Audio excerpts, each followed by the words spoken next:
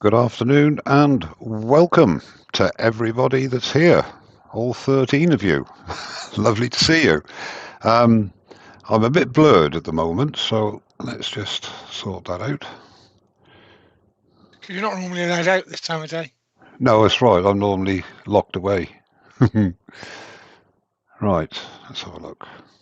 That's better, is it not? Focus and apply and OK. I think that's okay.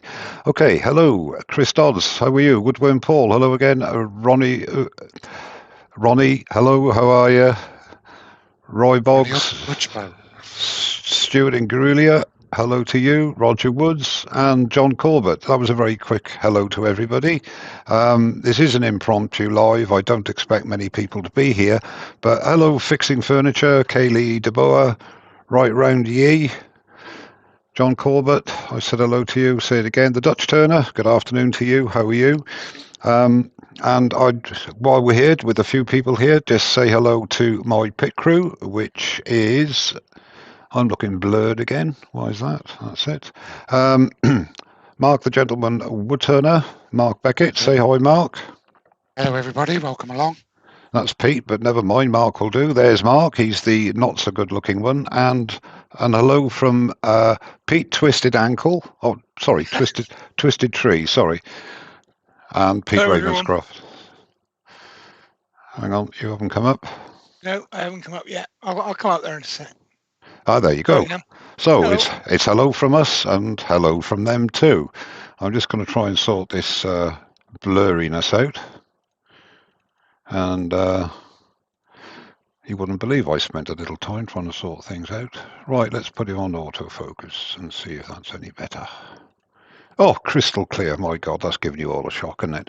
Okay, Stephen Franklin, hello. Al Ward, hello. I think I said hello to Kaylee DeBoer. Jennifer, hello, Jennifer Staunton, Craft and Creations. How are you? And Ian Kerr, good afternoon to you.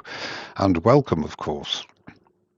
I've got to jump right in, actually, because 3 o'clock has been and gone.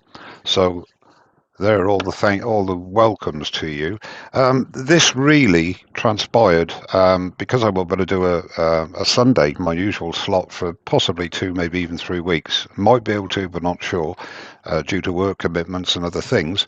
And I spent a couple of hours yesterday practicing the skew just because I had nothing better to do. And I just put it up on social media, and there was a big reaction. I mean, from pro turners as well as newer turners and experienced turners, that practice is very, very important. Seeing the majority of us are hobby turners, I spend precious too little time behind the lathe with work and family life and also videos and things like this as well, like lives. It doesn't give you a chance to really practice. And this showed, I wasn't embarrassed. I was glad it happened in a way. My last live, I won't say it was a disaster, but it could have gone a lot smoother. I was having problems with various things.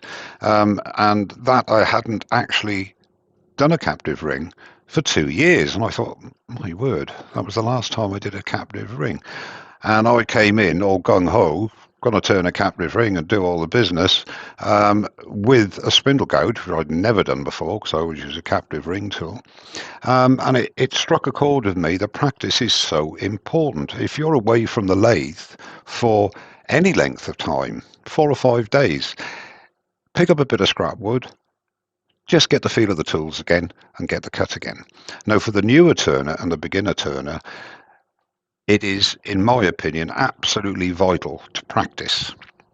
So what I'm going to go through today is some of the things that I do, and please feel free to add in anything through the pit crew, through Pete and Mark, and let us know if there's something you want to see or another idea which we can relay, because I want to get as much information out to people, if you like, so that they can spend some time practicing. Practicing can be boring, but it can also be very fulfilling if you achieve the goal at the end of it.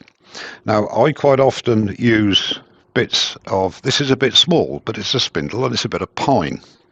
But you can still practice with that. not just for roughing down, etc., but getting a nice finish, tool control, etc. That was actually cut out of a piece of, I think it's, I don't know, 2x3 maybe.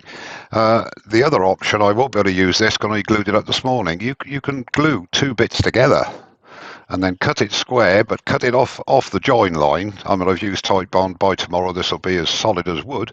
And then you've got a bigger blank to work with. And again, it's pine. It's just construction lumber, basically. And any old branch you can pick up off the side of the road, it's all practice material. I've even got a bit of it's wet oak, if you like, but it's got cracks there. Put a bit of CA in it. It's all good. And sometimes you practice on it and think, oh, I can make something out of that. You do a goblet, a box, whatever. So it's practice. And I'll stop talking in a minute and get turning. There is a very small sample of all the offcuts, the little bits and pieces that I just keep. And if I've got 5 minutes, maybe I might just try a bit of hollowing, try a bit of planing, whatever. Don't throw anything away. Okay, so we'll go to the overhead, and I will do the... Stuart Ingerill said in the chat, he's sure he heard Wayne the Woodturner once say that even he spends time practicing 2 or 3 times a week. It's not strictly true. Wayne practices every day. Yes. As soon as he goes into the workshop, 10 or 15 minutes, he just picks up a gouge. He practices beads, coves, planing cuts, just to give himself 10 minutes, get the muscle memory going, warmed up, and away he goes. Every day. And even... Same with Robbo and Terry and any other... And Steve Jones. Experienced turner. Steve Jones was saying, he made a glib comment, 41 years to go, and you'll get there, sort of thing. He practices every day, as Mark said, like Wayne does. He's in that workshop 5 days a week. And every minute he spends in there is a production stroke practice session. It's all about building up muscle memory, etc., etc. Now, if you have a problem with a specific tool, like a lot of us who don't use it very often, or Mr. Skew, that is the last thing that we tend to practice with, because we want to spend time doing things that we are better at. But you never get better unless you try it. Anyway, so a quick welcome to anybody else. Rob CP, good afternoon to you, and welcome to you, sir. John Casting, Eric Winkler, and if I've missed anybody, accept my apology. Hodgepodge, how are you? Good afternoon. Steve Robbins, hello. I think I've covered everybody now. Scott McDowell, good afternoon, and welcome to you too. Scott makes a comment saying, on construction pine, can you get a smooth finish off the tool? Yes, you can. That is why, in my opinion, the rougher, in inverted commas, the wood, the better it is. Because if you can get an acceptable or even a good finish on a wide grain softwood, if you like construction lumber, that means that you're doing things right. So yes, this stuff, although it's poo-hooed, it's good stuff to practice with, believe you me. Okay, so we'll go over to the overhead now. Now, all I got on here is a piece of pine. Now, the first thing I will say to you is I normally wear a respirator, but I will be wearing, I was going to say construction glasses then. I'll be wearing protective glasses over my glasses for the demo, obviously. Otherwise, you won't be able to hear my dulcet tones. So this is a little bit of pine. And the normal thing... It's worth mentioning to use untreated construction lumber, not garden timber. Very important. A good point there, Pete. Don't use stuff that's been treated, like fence posts and things like that, because it's impregnated with nasty stuff. So you want untreated timber. Good point, Pete. This is what these are all about. Information coming in from the pit crew and anybody else as well on chat to help the newer turner enjoy their journey. Okay, now the first thing that we look at normally is getting something to round. Now, again, the first thing we normally grab hold of is a spindle roughing gouge. Now, it's all well and good. I'm just going to put my smock on. It's all well and good saying, oh, I do this, I do that. Yes, you can do it with a bowl gouge. You can do it with a skew. You could even do it with a half-inch bowl gouge, really. But a spindle roughing gouge is the thing that sort of comes to mind because that's what it's for. No problem with that at all. Now, when you're practicing, if I put the picture-in-picture, you can see a wonderful specimen of a body as well as my dulcet tones. The most important thing, I've been through this before in bits, but I'm going to sort of gloss over a lot of things, and if Pete or Mark say, oh, mention this, I will do so. So what are we practicing? We're going to turn this bit of square wood to round. Let me just see if... No, that's no good. Okay, we'll go back to that again. So what are we looking at? We're looking at things like the base. Let's look at the basic things. But remember, we're new turners. We're looking at tool rest height. Tool rest height for us, what works best for us doing this particular operation? Forget the rules. There are no rules. There are guidelines, i.e. you want to have your tool cutting at just on or just above center, ideally. But there are instances where that doesn't always apply. So the main thing I always think is body movement with whatever cut you're doing. You don't want to be out here. I'm going to gloss over this because I have done this before. Because you haven't got the control and fluidity. You want to tuck it in, not hard, just tuck it in, and you want a nice rhythm, back and forth. Back and forth. Now, I've recently, or a few months ago, got these robust tool rests. Now, they're great rests, but when I'm doing a planing, cut, or turning something around, I must be honest, I prefer, because for 10 years I've used it, the standard tool rest that came with a lathe, because I can put my finger underneath. So I'm practicing using these rests now to get the same result. So let's just put the tool rest too low to begin with. I'm not going to turn it on fast. Now,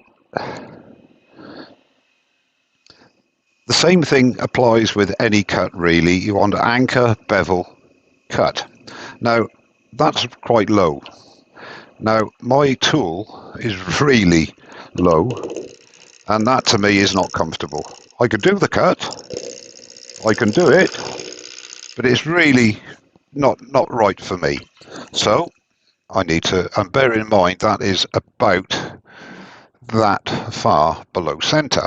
So I'm obviously wrong. So now I'm going to lift it to where I think it should be. And if you look again, I'll be doing the same thing, anchor, bevel, cut. It's already higher at my body. And when I lift into the cut, I'm cutting above center, but I find that, now what's happening here? Why am I getting this? Because I'm too hard.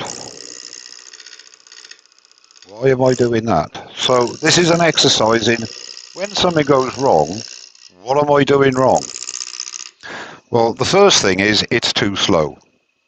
Okay, so I'll turn the speed up to what I would normally turn at, which I find works well. And then again, the same thing. That's a much better experience.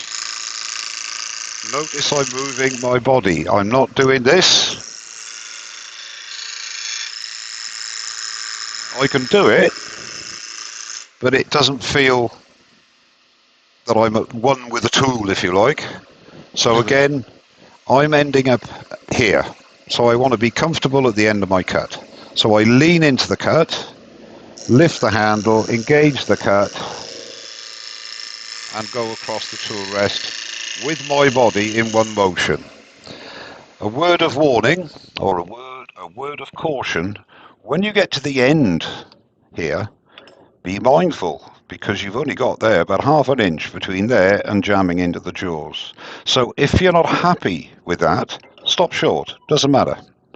And then you can concentrate on that if you should so wish. It is not a competition to see how brave you are. So again, across, pick up the cut. Now if I'm over here, the camera will pick that up possibly. Now if I'm nice and comfortable now. Now I'm going over here. what's happening? I've reached my point now where all my weight is on my left foot.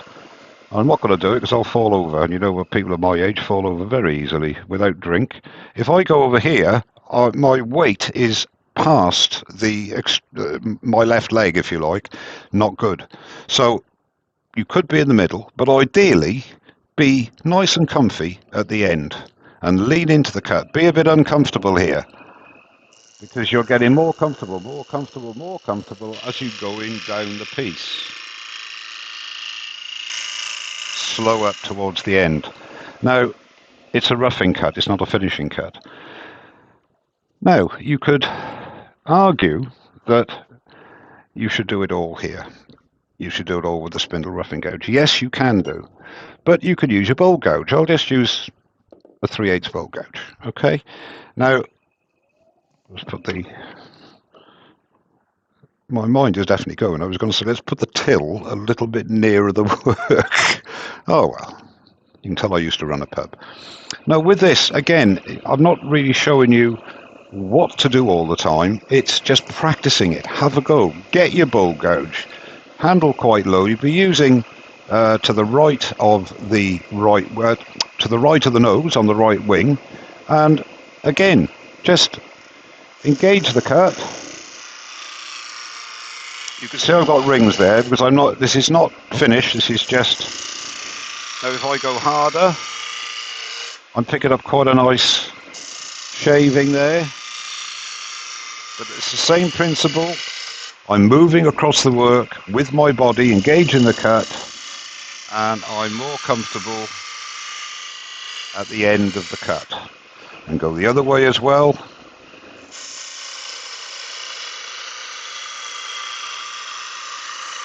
Now, what do I do there? Look. Now, this is a practice session. What do I do there? I'm on my extremity there. So I'm going right to left. I have to alter my feet. Don't be afraid to move. Stop the lathe.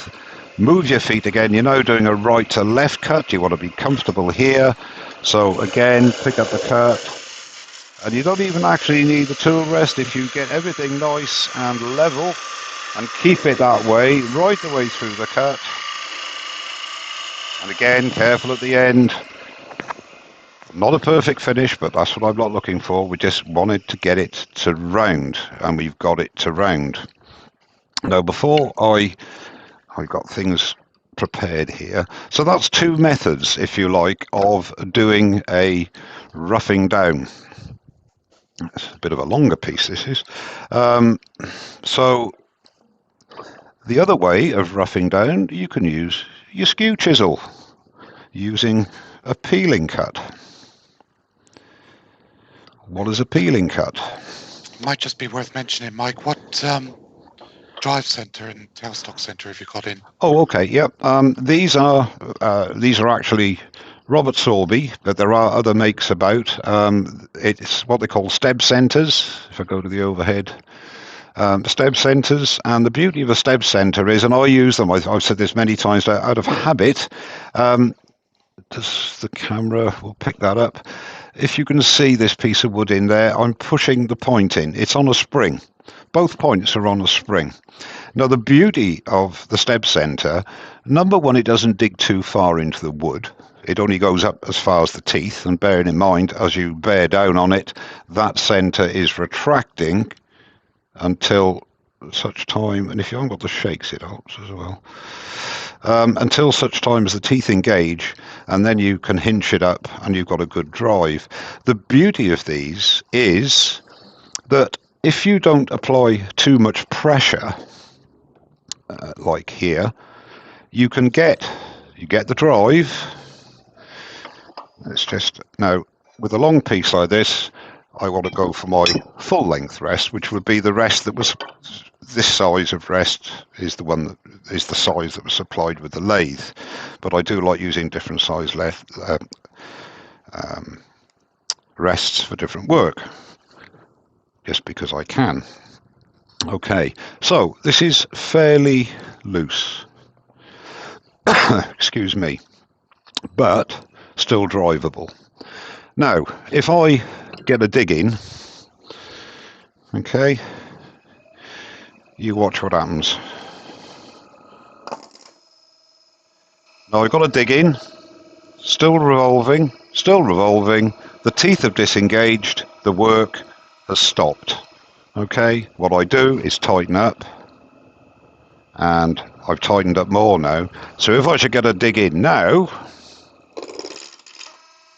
okay, that did, but I didn't have it. But you can see that it was a substantially bigger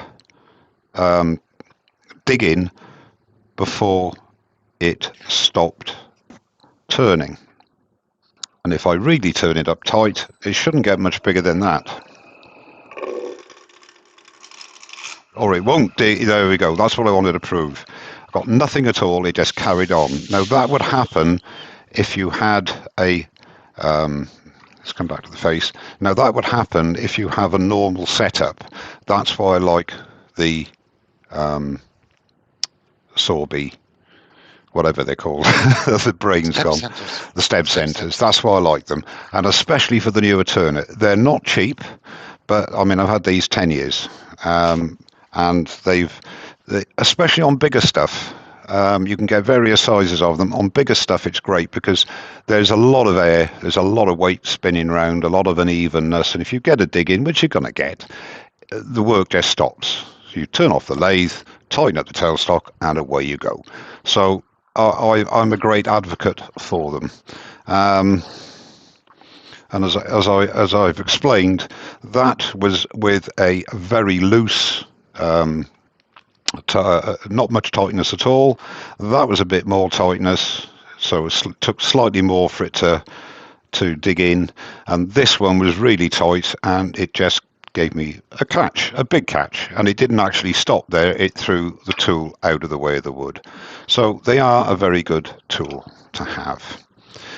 Okay, so now we're going to the skew. Now I'm not going into the type of skew that I use. They're a straight across, they're radius skews, which I like here, and on my skew I have a sort of about a fifth of the total size of the blade is straight, so I can do these peeling cuts. Now, again, very personal. When I'm doing a peeling cut, I like to have the tool rest on or just above center, because what I'm doing, if I can come, no, I think that'll do. Just get this one here. Cunning Stunts has said that the best advice for any new turner is to keep your tools sharp. Don't be afraid of the speed of the lathe. No, I quite agree. And Graham, hi Graham, that's Cunning Stunts. What I was going to say, and I forgot, so thank you for mentioning that, Graham. One of the most important things, apart from technique and methodology and getting used to using things, is keep your tools sharp. Okay, have your sharpening kit as near as possible, so you don't have to walk half a mile and say, "Oh, I shan't bother. I'll do it when I have a cup of tea." No.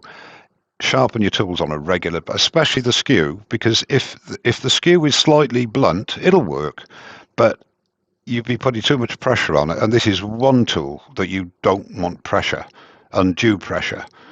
Okay, so we'll go back. Good point there, Graham, and thanks for mentioning it. Very, very important point, in fact. So what I'm doing here, and I shall, can I go to there? No, sorry about this. The motion here is basically rubbing the bevel and lifting the handle into the cut.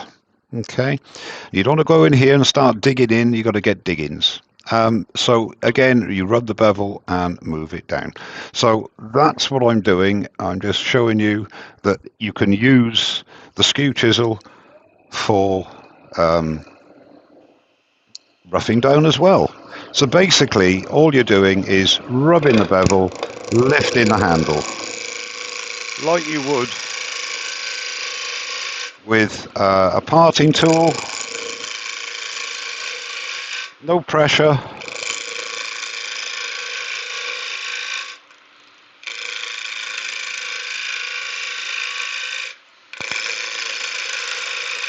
And if you turn the lathe up, I'm doing 1600 there, you can go a little bit quicker. And it is a very effective way of bringing stock to round. Now that is round. Surface won't be great, but if you get rid of that little corner there, all you do, and this is why I like the radius skew, I'm going to be cutting just about the middle there. I just bring it up and bring it across.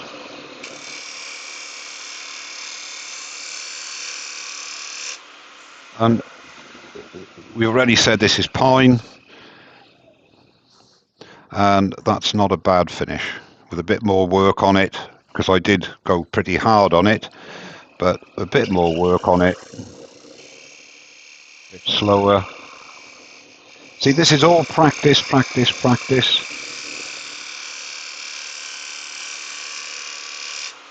Am I happy with that finish? Bearing in mind this isn't a... now that's not too shabby, considering all I'm doing is using this as a negative rake scraper. Okay, so, and essentially that's what it is. The attributes of the skew, although we're not going through that, we were saying about roughing down. So you've used, did I use the bowl gouge? Yeah, I think I did, didn't I? Did I use it to do a proper rough? We'll just do a very quick, turn the lathe off, lower the tool rest. Now I've got a bowl gouge in my hand, and all I can use, let's go to this one. You can see my body. What I'm doing is leaning into the cut this way. A series of steps. Now this is extremely useful when you're doing something like a very out of true or bent log. You're doing it in a series of little motions, and then center yourself, and then use the method I showed you before, and you go across to get it to round. Again, not looking for finish here, essentially, just the technique. Nearly round, there's a little step there, but I'm not going to worry. It looks rather pretty, actually. No, but just proves that this isn't completely central. So there are 3 tools that you could use to rough out. Now, the thing is that the whole idea of... oh no, you don't want mark on. Sorry, people. That's too much to bear. No, the thing is that the whole idea of today is to get across my thoughts regarding practice and how important it is. Now, all these things I'm doing here, I've been turning 10 years. I haven't done half of this for a long, long time. It's there, but I need, and as I'm even in front of you on this sort of a situation where I'm totally relaxed, believe it or not, each cut I'm making, I'm finding that's a little bit easier, or that's going a bit better. Fine, but that's what practice is. It's getting the feel for what you need to do to achieve your goal. And I don't apologise for harping on about this, because it is something that's very important, and I'm guilty of not doing it as well. So, roughing out, spindle roughing gouge, bowl gouge, and the skew, 3 tools that you can practice with to get that desired result. You don't have to use any specific one. In the end, you might prefer to use a spindle roughing gouge. That's fine. There are just some occasions I use a project as an experiment, a bit Italian, experiment, a bit of an experiment, because you're not going to do a lot of damage. So you can practice that tool that you don't normally use, like the bowl gouge instead of the roughing gouge, whatever. So keep that in mind. Always practice. An extra tip to chuck in there, Mike. Yeah, sure. When I'm a bit stingy with my blanks, and I'm cutting close to the chuck, like you were showing with the SRG earlier. Mm-hmm. Sometimes, if I'm very close, I'll take my parting tool and make a little groove at the end of my finished piece. Yeah. So that my parting tool can make a stop point. Right. To run up to. Okay. Yeah. That's good. What I would say, however, I totally agree with what you're saying there. Don't forget, I've got a chuck-mounted drive. Normally, when you're doing work like this, you'd have a step drive which goes into there. So you're not going to run off into anything other than your spindle. you could ruin your threads on your spindle. So you still have to be careful of running off the end. And again, something I was very wrong in not mentioning, always make sure your tool rest is long enough for the work in hand, or do it in stages. Do this bit and then move your tool rest to here. Don't ever have the piece, let's go this end, never have that and think, oh, I can make it, and just go over here, because believe you me, 9 times out of 10 you'll make it, but on that 1 time out of 10 you'd wish you hadn't bothered. And if you haven't got a selection of tool rests, I have collected various tool rests over the years, then just move it. I mean, when Steve Jones or any production turner does a massive long, I mean, they do have specially made tool rests, but if you've got something 10 foot long and your tool rest is 3 foot, it's the same proportion. You're going to have to move your tool rest along the work as you're working, or indeed have 2 tool rests with a little gap in between, whatever. But for most of us, it's a case of either use a big tool rest, a small tool rest, and it's just as dangerous, in my view, using a tool rest that's too big, because that means you're too far away from your work. If it's a very long one and it's a small piece, you're already too far out from your work. And all these things need to be thought about, and you need to practice good practice, if you like, as well. So are there any questions regarding just that roughing to round? I'm going to go through the various cuts with various tools and things to practice, obviously. Nothing? Good. No, we're good. Okay. So what I'll do, I'll just continue, I think, with this one, because it's, I thought it was a bit spindly, but it'll do the job. To do. Change camera, Mike. Well, I'm here. Over there. No, I You know. want the camera on the Pro Edge, please? Okay, I can't do that. That's the Pro Edge camera. It's looking at me again. Look, hello. Okay, thanks, guys. So we go to overhead again. I'm just going to very quickly. I'll use the skew just to bring it to round, because I want to do some planing cuts on it. We don't have to do it all the whole thing, actually.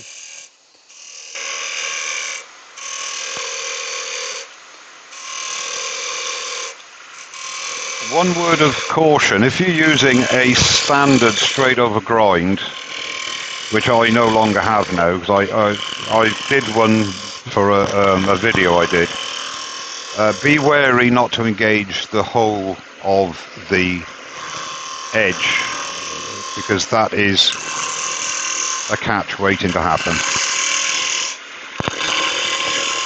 See, as you can see here, the beauty of the radius skew, I've got a straight piece here, but the heel is out of the way of the wood. As I engage the wood, the heel is out of the way, so I haven't got to worry about that point digging in. If it was a straight over, I would be going in, and both the heel and the toe would only be to get that width. Both the heel and the toe could possibly engage the piece at the same time, and that's not something you want. See, it doesn't matter, although it's that straight bit there, I can go into the curve, but all that happens is it gives me a little bit of a taper. Well, that's not a problem, but it's not worth it. And now I can go across the work just to level it out.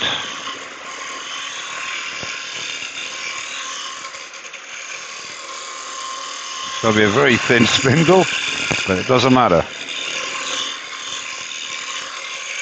More practice. Okay, so there we are. The surface will be not good at all, but I don't expect that. All I was doing was getting it to round. Okay. So now we go to the next cut. Another cut to be, one thing I will say with pine is make sure you wear some sort, because it digs in everywhere, it sticks everywhere, it's horrible stuff for that. And this is quite it's got a bit of a smell to it as well, although it hasn't been treated. Okay, so the planing cut. Again, we can do a planing cut with the same 3 tools. We can do it Question with... from Lauren Becker there. Yeah. What is the minimum skew size to use when roughing? You could use... I mean, I've got a little 1/2 inch one, which I love using on my goblets and stuff. You can use anything. I would venture to suggest that if it's very big stuff, then obviously a 1/2 inch, 3/4, a 1 inch skew would be preferable. But all it means is you have to go a little bit steadier and it take a little bit longer. But I could do it on here now, but it's not a very big blank. But I show I've got 3. I've got 1 inch, a 3/4, and a 1/2, and you can do this operation with all 3 quite safely and quite happily, and indeed on a much bigger blank. Somebody once said that the little 1/2 inch skew is possibly the hardest skew to get a catch with. I don't necessarily agree with that, but I would say they are very, very forgiving tools, and especially with my favoured radius grind. That's just me, of course.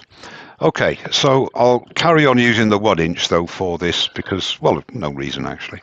So spindle roughing gouge. Again, I'll go to picture in picture for a planing cut. Now, a planing cut with a spindle roughing gouge, actually I'll go to the overhead for that. All I'm going to be doing is turning the cutting edge to approximately 45-degree angle to the wood. And let's just say we go halfway, okay? So where we were sort of doing that to get the roughing, I'm now doing this. I'm actually a little bit high. Now this, you see, again, forget the fact if you're demoing or doing a live or whatever. When you're on your own, don't take chances. If you feel things aren't exactly as you want them, stop and alter the things you want to do. So I'm trying to get the cutting edge now at approximately 45 degrees to the wood. Lifting the handle and just doing a nice gentle cut. Not perfect, but let's just look and see the difference in that surface. Yes, there's a bit of tear out here because I haven't gone down as far as I need to go to get rid of that, but you can see that there's a much better surface there. We'll give it one more go. Lift the handle.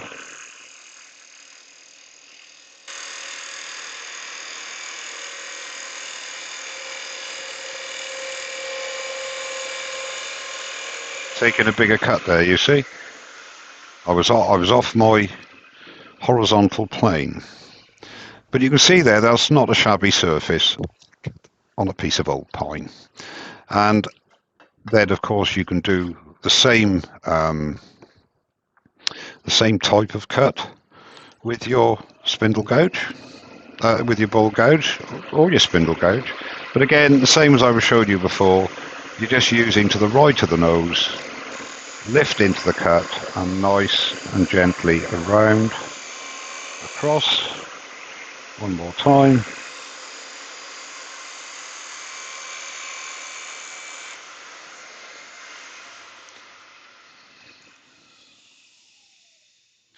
I think Colin Way calls Not that bad.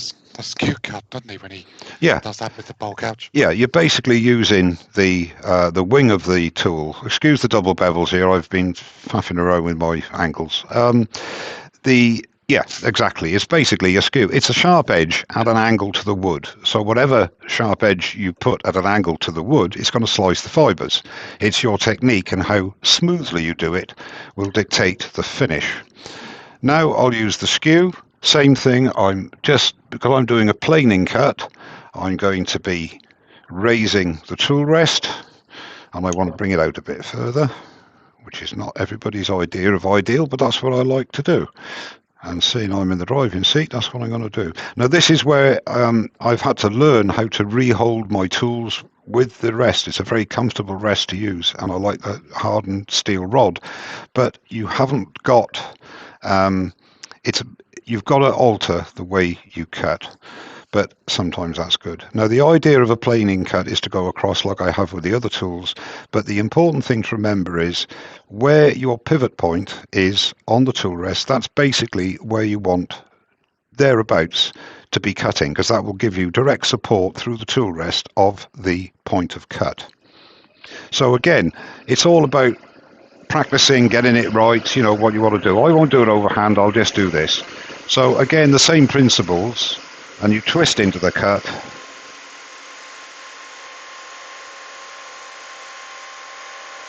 And the idea is to keep going at the same level you start off with. Keep the cut at the same point on the edge and keep going. I'm going slow here to show you what sort of a finish you can get. Now, I didn't stop because I couldn't carry on. I wanted to show you immediately. That there is about as good as you get, from me anyway, from straight off the tool. And this is why I keep harping on about production turners will use the Skew as their tool of choice because of that. You can start sanding at 180, 240, whatever. So 180, 240 is going to be a stair spindle. You haven't got to start at 80 or 120. You can start at the higher grit, and it leaves a good finish.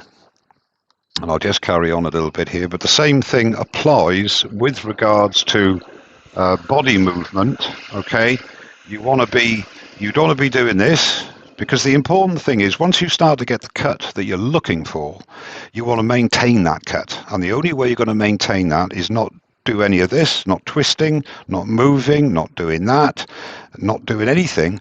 But once you get that cut going, the aim of your practice is to complete that cut for as long as you want in the same aspect, everything the same. Got a relevant question there, Mike. Yeah.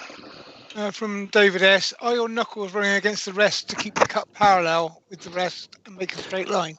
No, what I'm doing with this, these are what they call the comfort.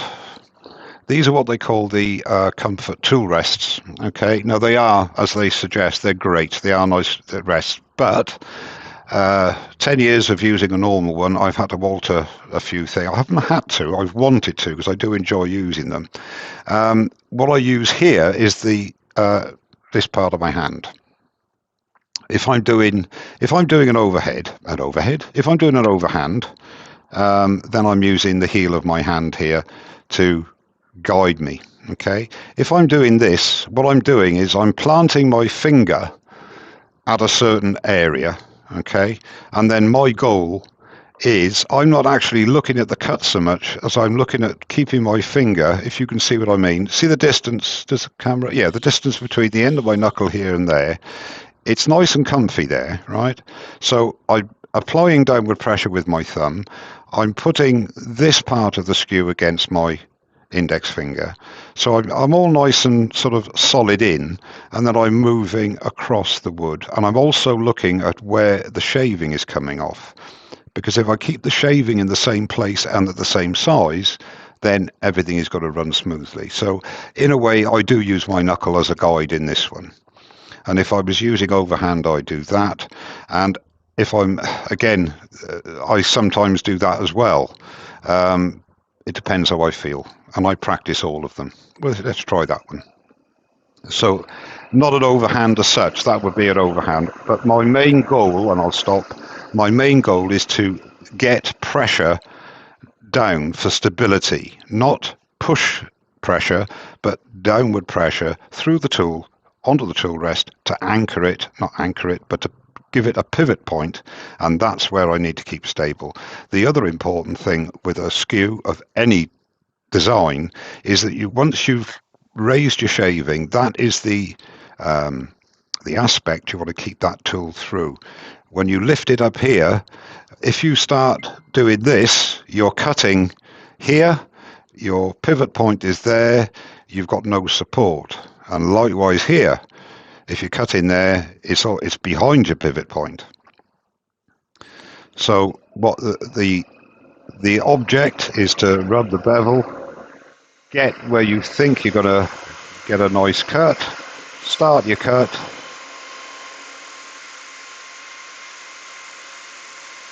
All I'm doing is trying to keep everything locked in.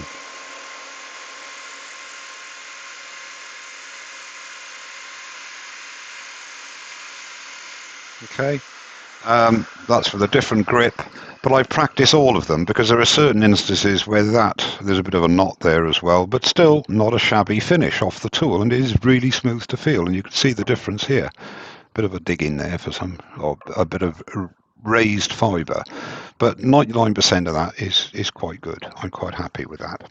So that's the peeling cut, where it's important if you want to get a piece parallel and to leave a good finish ready for sanding or sanding sealer and sanding whatever you want to do. So those are those three tools. Indeed, with all of those things, practice getting it parallel. Get some calipers and measure along the length of it. Make sure you are getting it parallel. If you're not, it's probably because your tool rest isn't straight. Yes. Look at your setup. That's a good point there as well. Your setup's very important.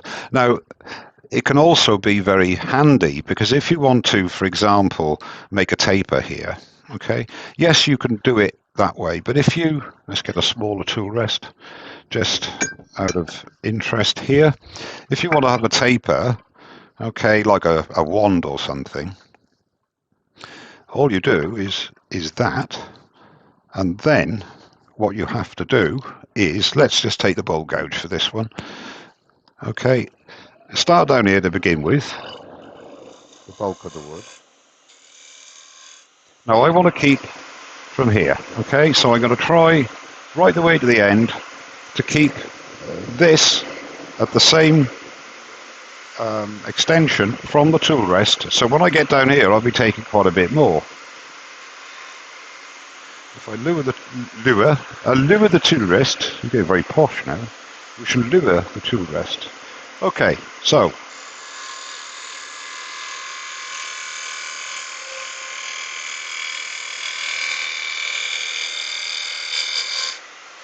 I was pushing too hard there, but you get the point. We've already got a bit of a taper there.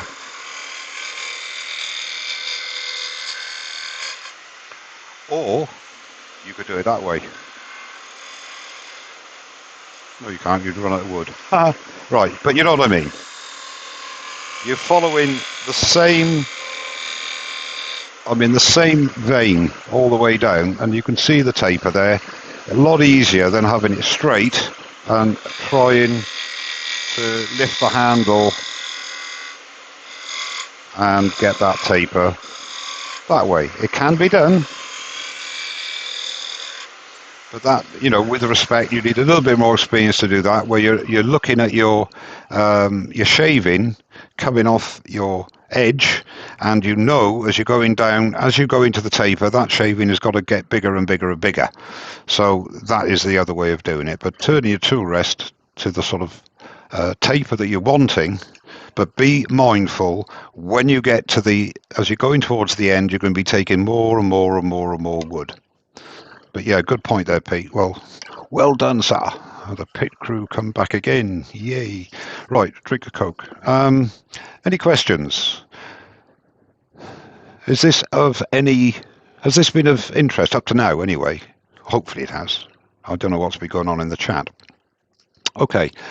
Now, we'll go back. Oh, no, we won't. We'll get that log. I wanted to show something. This is all a little bit, it's all impromptu, really. Oh, don't tell him that. It's all heavily scripted. Yeah. I was planning this. It's all heavy. Now, I haven't scented this at all. This is just a bit of old something. Don't know what it is. It's got a bit of a crack in it as well, so I'm not overly...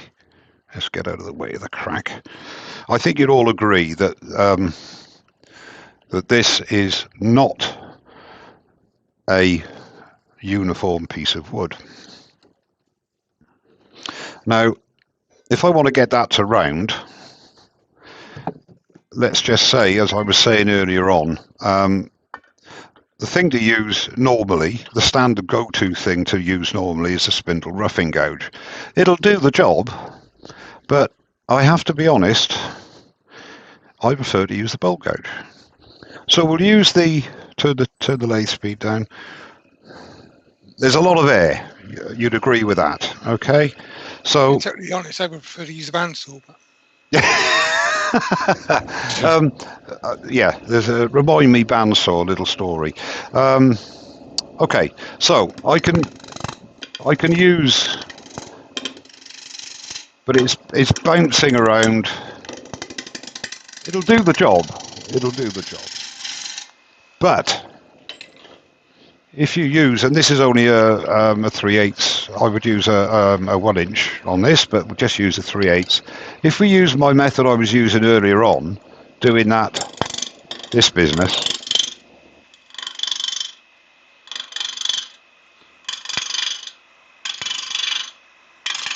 all you're doing is using your body. Let's just get the other picture in picture there so you can see. All I'm doing, I've got it tucked into my hip, and I'm doing this business like I'm doing a cove. Now here's a knot here. Let's go overhead. You've seen my action. There's quite a big knot there. Let's stop it to show you. There's quite a big knot there on that bow. There's a couple of knots there in actual fact. Just need to tighten that up a little bit. Okay, so again, I could use the spindle roughing gouge, but it's going to be bouncing like mad this way. Once I engage and do my little sweepy motion, I'm taking it away a lot smoother, for me that is. I've got no pressure on my gouge. I'm not holding it for grim death. My body, it's just locked nice and gently. I'll get rid of that little bit there and just sweep it along. And that was imagine that being a much bigger log, how much easier. We're almost sort of roundish there now, and it was a much easier way of doing it, in my opinion. But again, everybody has their preferences. So that was the point I was really wanting to make with that log, is that you don't always have to go for the spindle roughing gouge to rough everything down to round, especially, as I say, if you've got awkward shaped logs. Sometimes it's better to think, hang on a minute, let's try that. Well, before you do it on a piece, there's a lot more higgledy-piggledy logs than there are dead straight ones. So pick one up, no matter how big or small it is, try the technique of nibbling away with your bowl gouge, and you'll be surprised and pleased with the results, in my humble opinion. You can get away with going slower with a bowl gouge. Yes. If your log is very bent and out of balance, it's very useful. Yeah, yeah. I mean, I love the bowl gouge for a lot of things. I mean, I'm one of these idiots that years ago bought a 1/2 inch spindle gouge when I didn't really need it, because a 1/2 inch spindle gouge can be replaced quite easily with a 3/8 bowl gouge. So, depending on the grind you have on it, but a 3/8 bowl gouge can do most things that a larger spindle gouge can do. So for getting rid of wood on stuff, or you want to get rid of the meat or get rid of excess wood, bowl gouge is great. You know, not just for turning bowls. Okay, so we've done the planing cut. Now the peeling cut. Now this is a cut that is, with the skew anyway, the least I'm happy with, if you like. And I have a little blank here. So if I just go to overhead a minute, just take out the center. Now this is very hard, dry oak. Now if you're doing this, trying this for the first time, or if you're practicing, a softer wood is better to get the idea of the cut that you need. Okay, so let's get rid of these tools. And we want the skew and 1/2 inch spindle gouge, which could very well be a bowl gouge as well, if you should so wish. And we'll change to the cam and move in. No, that's outwalt. Move in, move in. Now I think I was trying to be clever earlier on. There we are. How clever is that? Okay, so this will show you the cut, and hopefully there are two ways of doing this. Get a smaller tool rest. There's two ways, well, I'm sure. Oh, it's my phone going, that's handy. I'm going to look just in case it's, well, it wouldn't be Mark, would it? No. Somebody telling you you're live on YouTube.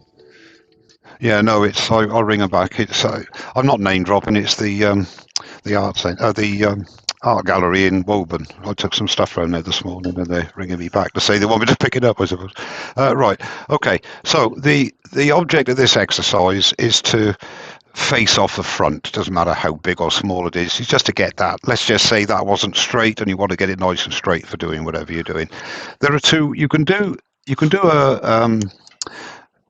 a peeling cut or a facing cut, call it what you will. You can either have the tool rest this way, and again, practice the different ways of doing it. I like the tool rest a little bit, not that low, I like it a little bit on a wonk when I'm doing this. I think it's Martin Sayward Smith's one of his favourite cuts, this is, but I won't say it's my favourite cut, but anyway. So the object is to go across here. Now I've got to go to the overhead for a second, because the object is, you want the bevel to be parallel to the face, because that's where you want to be going. Okay, so the idea is to face off the front. So I'm starting with the bevel parallel, going the way I want to go, pick up the cut, just ease into the cut. Now what I didn't do was actually, right, okay, and just keep going towards the middle, keeping an eye on the size of that tenon, if you will.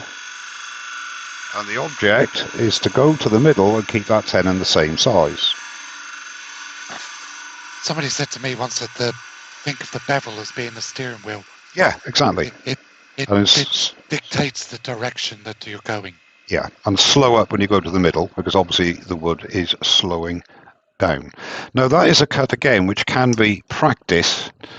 Just get a fresh edge on that.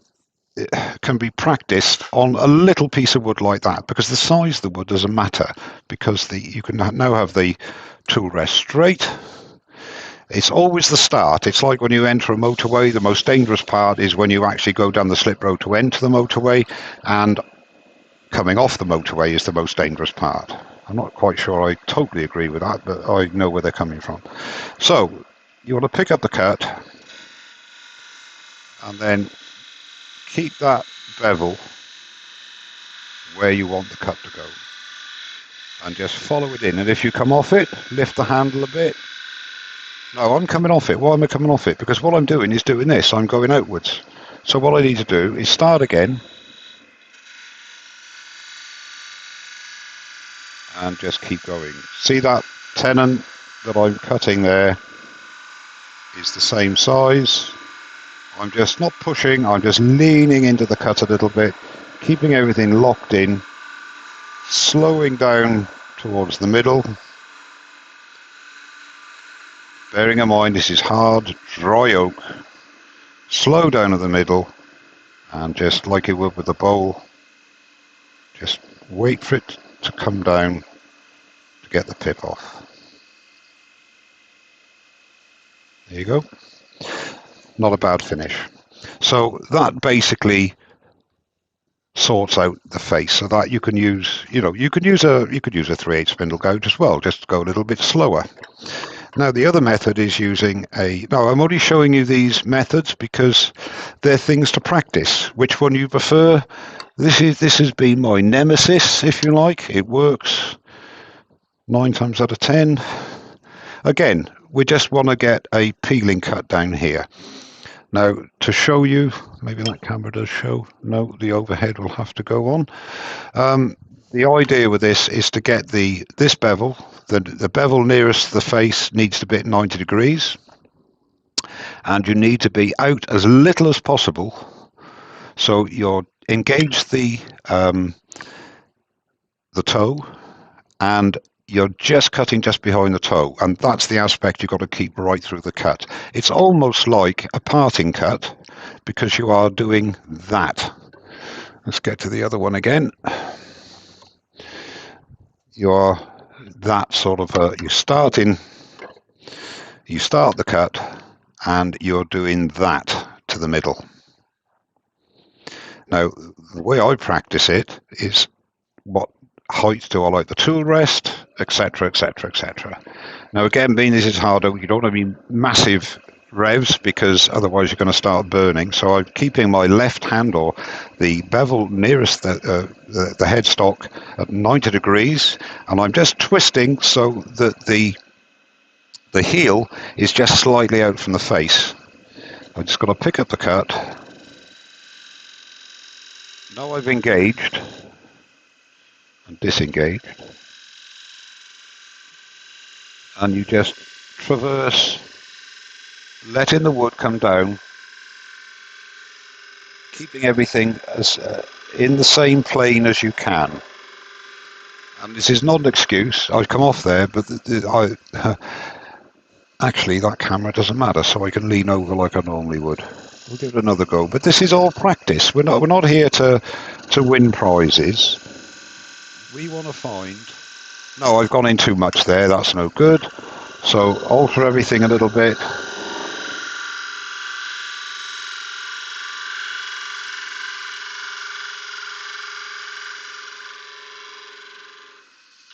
Now there's a dip in the middle. Here we are. Look, I'll pick the cut up here. Pick the cut up here. Just to let you know, Mike, that's an hour, mate. Okay, mate. So that's what you need to practice.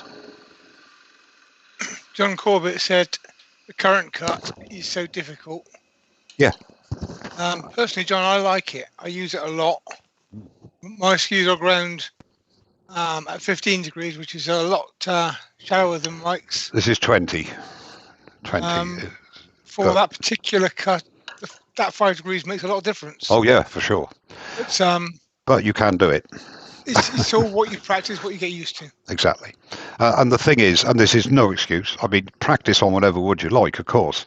But for that sort of a cut to practice with, because all you're looking at is technique, you're not looking to get, to do it first time. Oak is not the best to do any practice on because it's quite a hard wood. I just happen to have quite a few oak offcuts.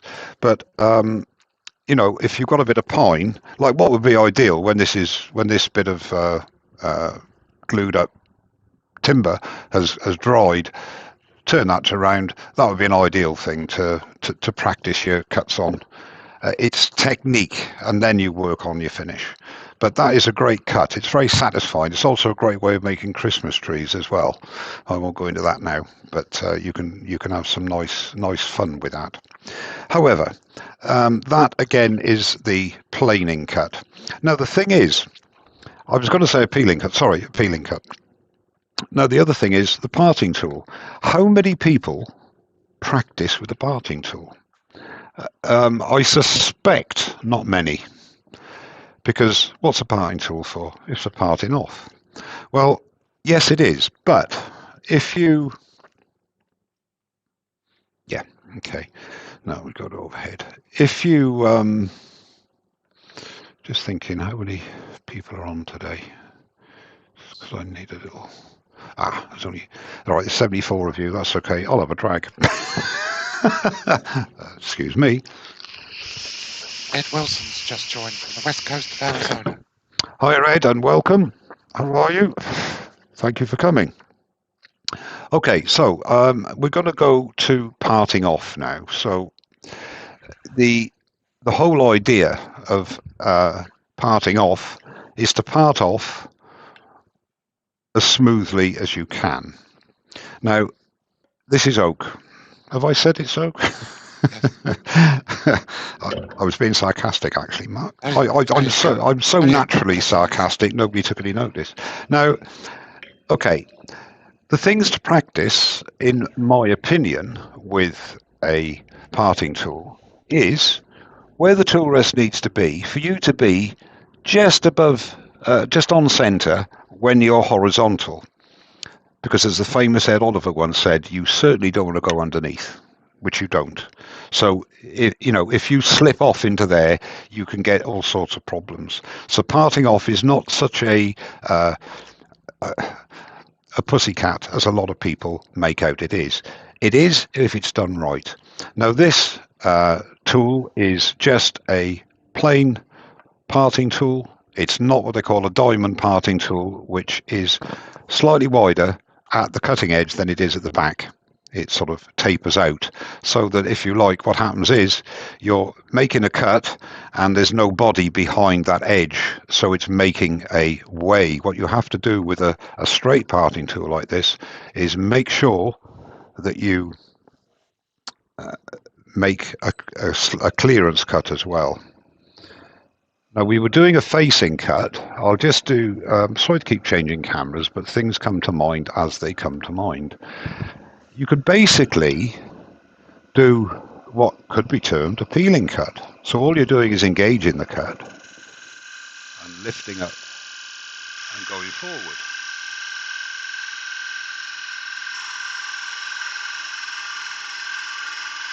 I'm just letting the wood, we're only doing, what are we doing? 1200 res. We're not doing much at all for a little spindle like this. So I'm just letting the wood come down onto the edge and in a sort of a rotate, an up and over motion, if you like, making my way to the middle and slowing up when I get to the middle, where I'm virtually horizontal. Get rid of that little bit there. I will get rid of that little bit there. There you go. Bye. Okay, so yes, that was a plain peeling cut. I came off the cut a bit there. Not a bad finish, but really not a very good finish. So, you wouldn't be using that for to get a nice face cut finish.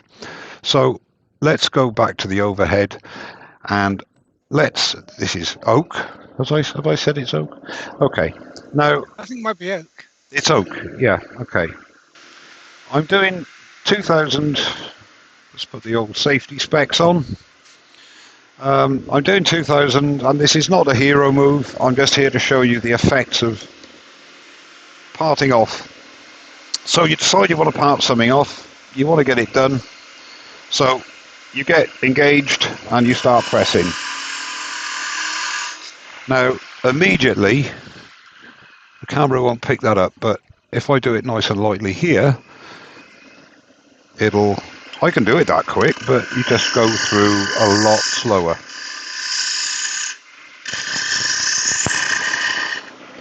Now, the other camera will then pick up a slight burn mark here on the outside, because I was pushing through and doing that sort of a RPM.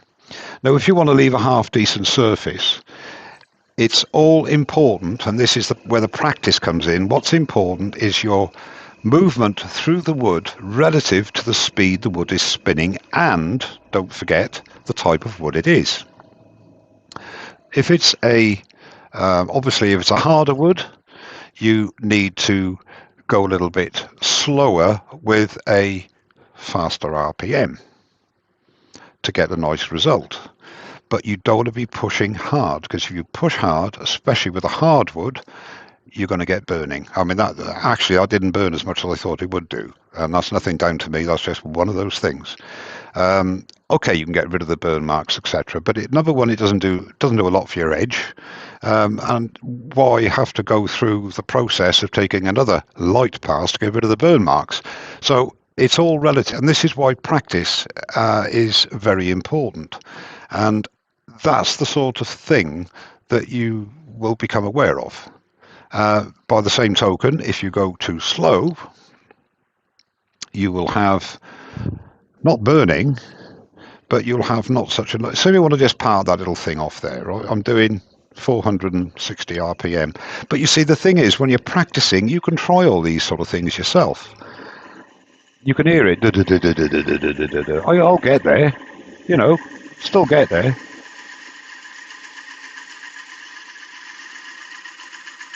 But it really is not very pleasant. And the other way of doing we'll go up to a sensible speed now, sort of 1500 RPM, is to do this, to just wiggle the tool back and forth like that, not much. And what you're doing there is creating a relief. Because look, I can just about move that there, not a lot, but a bit. So it's creating that relief. It does make the cut a little bit wider, but believe me, you'd rather the cut be a bit wider. And the other way of doing it, of course, is is to do a very, very fine relief cut on the face of the work. Yeah, you don't want the tool binding, do you? No, like so, and then and that gives you.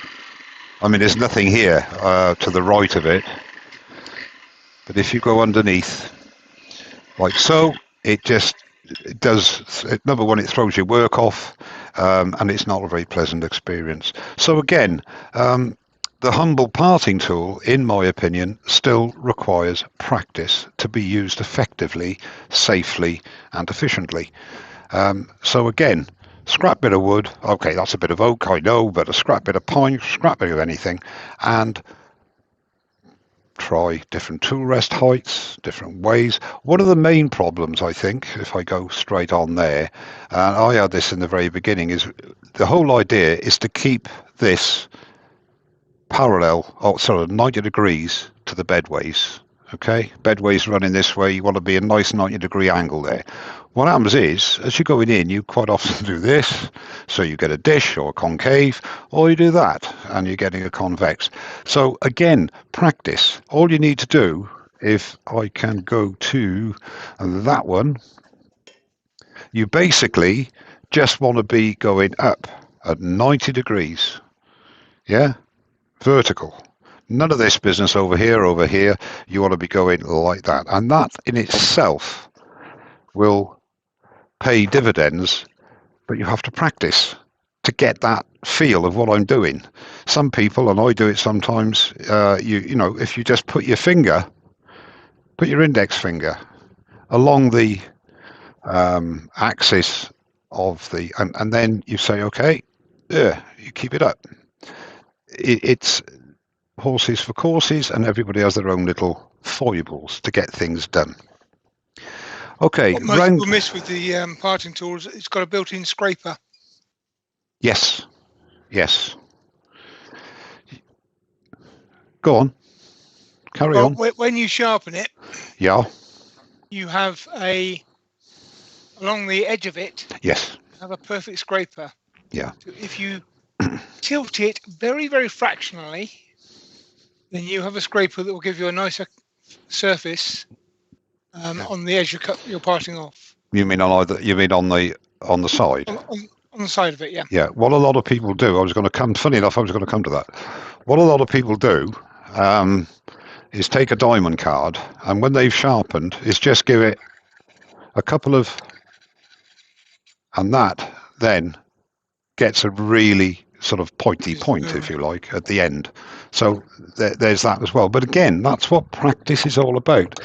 Drink up all these facts that people who know what they're saying, not me, but Pete and Mark and all the other guys on here, and practice it, try it. It might not work for you. It doesn't matter, but you've tried it. If it does work for you, to get the best out of it, practice with it.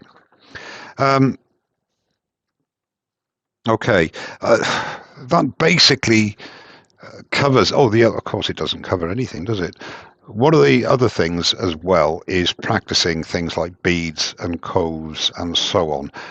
I'm sure that everybody... Joseph King has just joined us. Sorry? Late. Joseph King has just joined Joseph. us late. Hi, Joseph. How are you? And Steve Horley has as well. Mark, as Mike said, it's a piece of oak. Yeah, it's a piece of oak, people. Hang on. And I got oak all over my keyboard. Okay. Yes, John Corbett. Pointy point is a technical term. Okay, John Corbett. What would you call it then? That pointy point there. Would you call it the plane at which both faces meet? The end of it? Point. Isn't that a village in Wales? Yeah. There's several, several similar to that. Podlanfroith, Pontypool, Pontyclean. Yeah, Llanfairpwll, Gwegan, Golgellis, with the Robert Llantysilio, Rogogoch. That one as well. Right, quick drink. Showing off now. Yeah. Okay, Roy Boggs might mention to watch the top upper edge of the rotating workpiece while roughing off finishing cut to see if things are straight and parallel. Yeah, good idea, Roy. Yeah. When you're doing a finishing cut, if you know on a spindle, for example, once you've got your cut and you're happy with the way you're moving, always keep an eye on what it's not really ghosting, but the other side, the opposite part of your piece, because that gives you a really good indication of how you're going. And if you're deviating from where you should be, then you can put it right sooner than when you get to the end of it. Oh, there's a dip there, or there's a hump there. So that's a very valid point, Roy. Thank you. I tend to look at the other side anyway, because I can't bear to see the way I turn. I look anywhere but where the tool's cutting.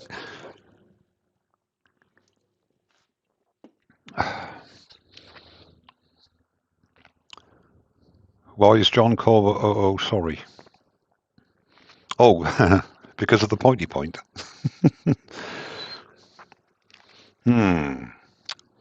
Yeah, Chris, I am Welsh, mate. Yeah, damn right. I'm going to take this. I'm stripping off because it's really warm in here now. 26 degrees. So I'm going to strip off. And I'll get muck on my polo shirt instead. Okay. Is there anything else that anybody would like me to show, discuss, answer? The thing is with beads and coves, yeah, we've got. I'm going to use this tapered spindle. Okay, so you can talk to the lads a minute while I'm putting this in, or I could actually go to the overhead and show you as I'm doing it. So we'll take this little bit of oak. Have I told you this was oak? I'll take this bit of oak out. Is that oak, Mike? It is oak. This is a bit of oak. And you see, I won't throw that away. That'll go in my little oak pot. No, that'll go in my little pile, and I'll practice on it. I mean, I've taken stuff down to beyond toothpicks. All those little offcuts, they're good to keep, not just for practice, but they make good little jam chucks as well. Yes, yeah, there are many uses for the old offcuts. I'm very reluctant to throw anything out, actually, as testament is to my 4 waste bins. Okay, so again, if we take the spindle gouge, just the little. Now this is quite strange actually, because I've altered all my spindle gouges. I say all my spindle gouges to. I used to have them at 45 degrees, and then I had it at 30 degrees on the other end, and I've decided no, I'm not having that. So I've now changed them all to 40 degrees, period. And I must be honest, I find it rather effective. So, and if I can't get in a corner, I will use a skew. So that's fair enough. So if we want to do while we're here, those of you, masking tape. Right, okay. Captive rings. Now, these are a couple of captive rings that I did years ago, okay? And they won't fit on there, which is a shame. Never mind. I was asked many times when I put the captive ring goblet on media, how do I sand the rings? Well, the idea is to form as much of the ring as possible and sand and finish that.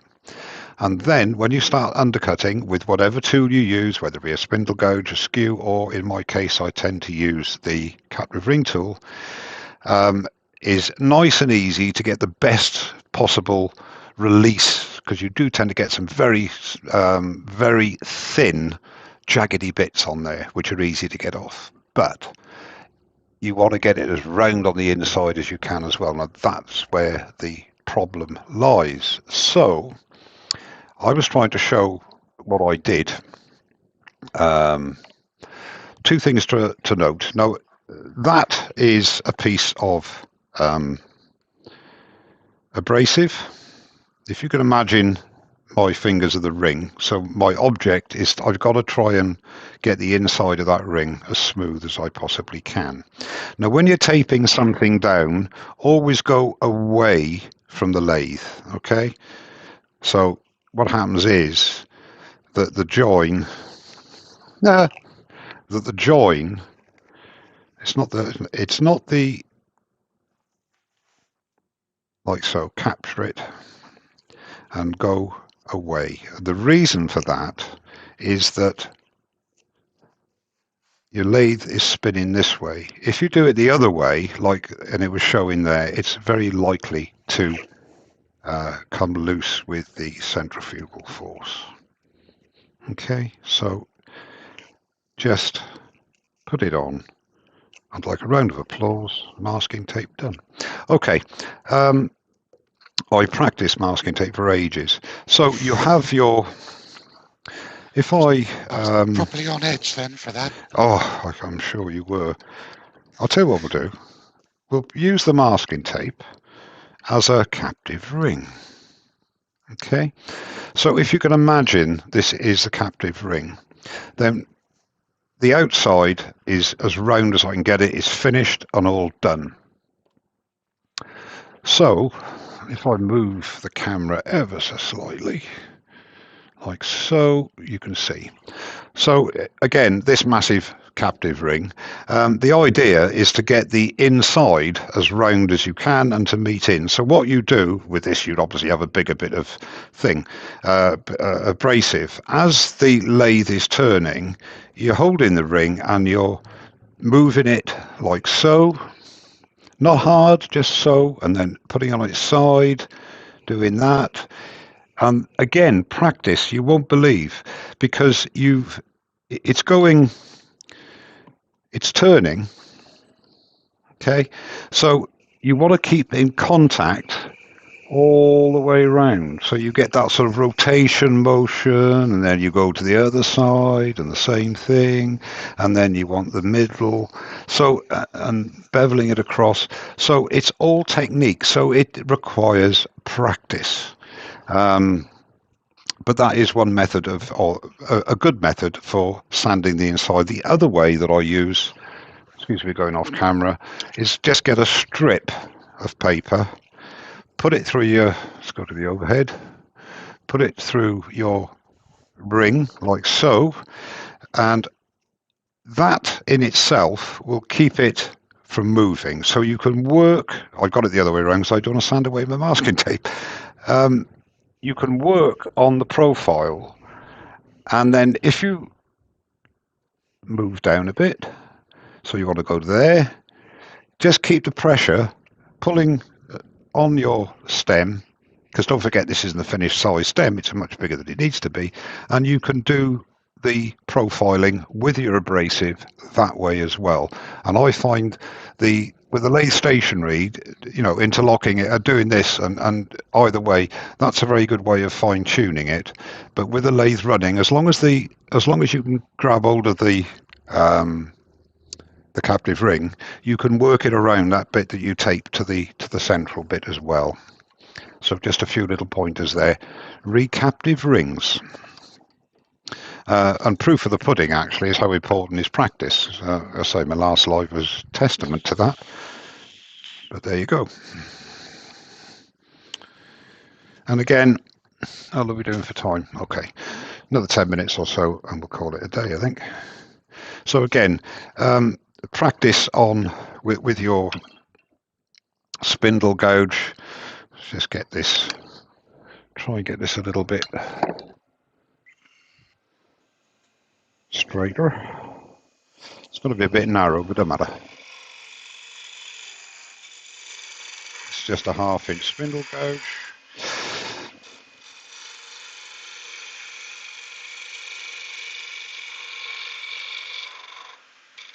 Yeah, that'll do. Okay, so again, you want to do a bead. So let's just say there and there, and there's the middle of your bead approximately. Okay. Now what I tend to do, and I'm not a spindle, I'm not any sort of turner really. The way to practice, in my opinion, is get a parting tool and just make a. Sorry? Oh, I beg your pardon. Well, it's about time, isn't it? That some. I mean, I'm not kidding. You pay good money for these so-called pit crew, and the whole idea is to tell you when you're on the wrong camera. Sorry, I was typing into the chat to say hello to people. Yeah, well, that's okay. I'll forgive you. Okay, so that's basically your bead, and then the object is to get the same radius either side. So if you're doing that, I would actually, if you're starting, I would give yourself a little bit more room because you're practicing the bead. It's not the finished project. Okay, so nibble, turn, nibble, turn. Now everybody has a preference to their. Me, it's easier going this way than this way for some reason, because what you're doing, you're actually lifting the handle. Okay, turn it off. What you're doing is you're keeping bevel contact, you're lifting the handle and twisting as well. So exaggerating, it's this sort of a motion, yeah, which I find easier from this way to that. But then I want to go this way. So again, the old adage, you want to end up comfortable. I've got to reposition myself and I want to go that way. Because if I'm here and I do that, my body is getting in the way, if you see what I mean, when I'm doing the lefty one. The ideal thing is to sit in the middle with these and start like this and go in the middle. And then you go one way, the other way, which is a way we'll try. Okay, so again, I'm standing in the middle basically now. Nibbling away, keeping bevel contact, and nibbling away, lifting the handle. You see already I've lost. Whoops, here we go. So I'll sport it back a little bit.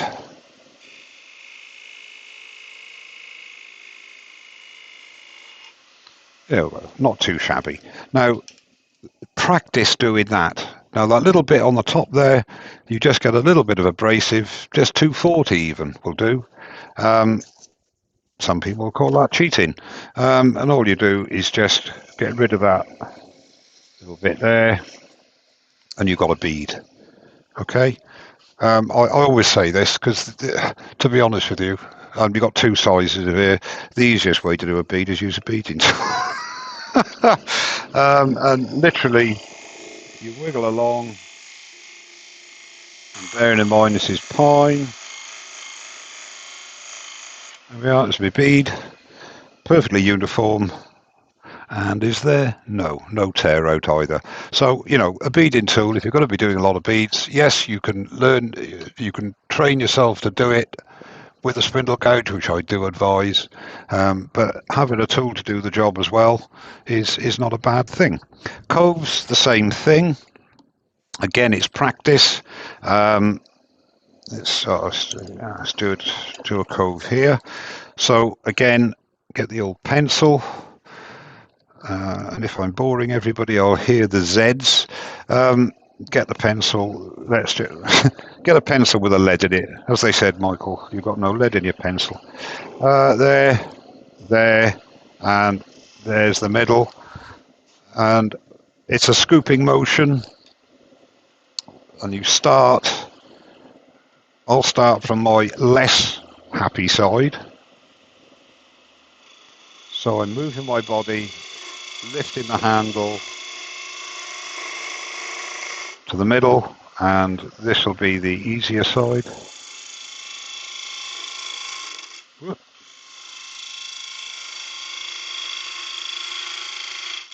Now I've got to try and match that.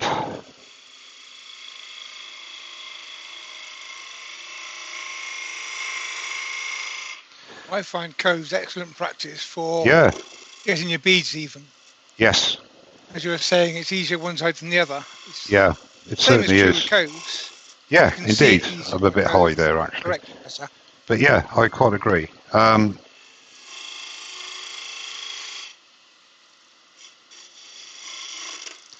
The strange thing is that you are actually if you're doing a right to left, I don't know, I can show you that. Will that do? Yeah. If I'm doing the cove from my left to my right, I want to be stood to my right and lean into it. So although I'm going to the right, I want to be moving my body left. And conversely, if I'm going from the tailstock to the headstock, down that way, I need to be to the left of it, although I'm going to the left, and then I move my body to the right. Now, again, like with anything else, you can do it with your hands out here, but it's far better to get a little bit of just body stability and use your body, and you'd be surprised that I mean, this, to be honest with you, if I'm doing a coves and what have you, I would possibly use the 1/2 inch, depending how tight I want the cove. But I'm moving my body and then scooping up to the middle. And again, I'm to the right of the cove now. Pick up the cut.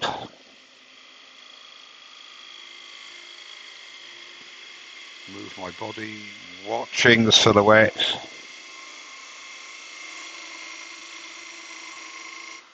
And then it's a little bit of tweaking. Just sort of feathering into the cut. Just getting that in the middle. There you go.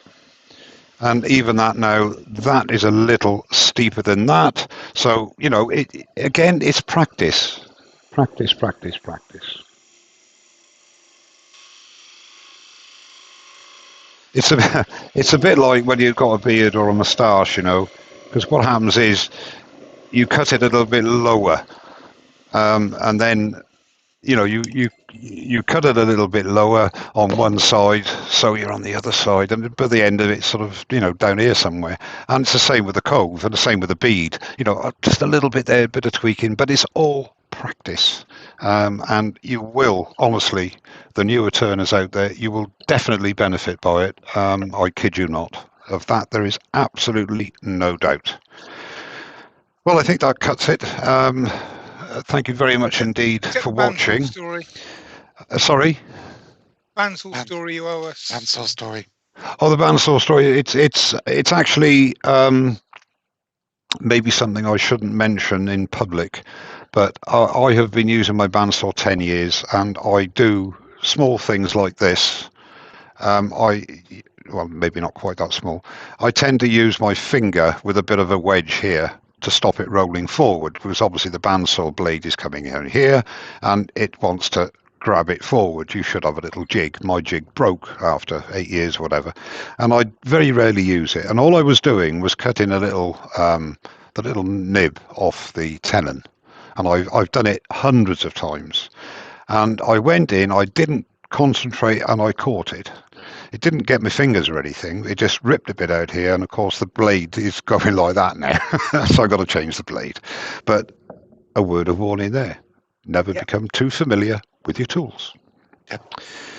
But I hope that the newer turners out there have enjoyed it, and they've got some information, not just from me, but from the other guys in the chat, and indeed from Mark and Pete.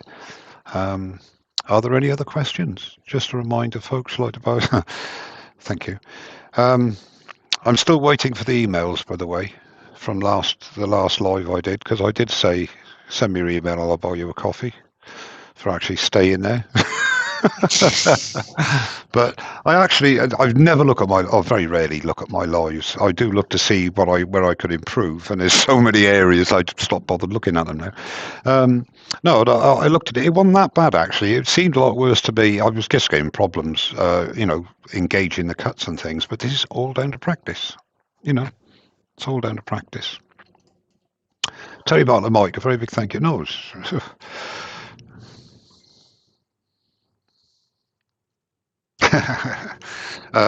thank you, Terry. What you're basically saying, once the club's open again, we might as well just stop doing live. No, I know what you mean, and thank you very much. I appreciate it. Thank you, Brian. Appreciate it, mate.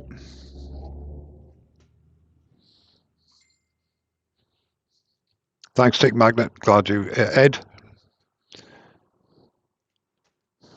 Oh, good. Thank you for finding me. Okay, all the best, Chris. Thank you for coming along. Doug Miller, thank you very much for coming. Yeah, I cut my grass. I'm off to work tomorrow. That's why it's an afternoon session. But yeah, I hope everybody, the newer Turner, got a bit from it. And again, apologies, it was a bit impromptu, but unfortunately, that's the way things are at the moment. Not just in your turn, Mike. I mean, as you know, I've got a broken ankle at the moment. I've turned 2 things in the last fortnight. Yeah. It hurt. I probably won't be doing much more than another 2 in the next 3 or 4 weeks. No, I'm sure. I will need to practice all my cuts at the end of that. Yeah. And I have been turning for quite a few years now. Yeah. And even though I've been turning for quite a few years, I'll come out to the workshop sometimes, do the first cut and think, well, that's not working. No.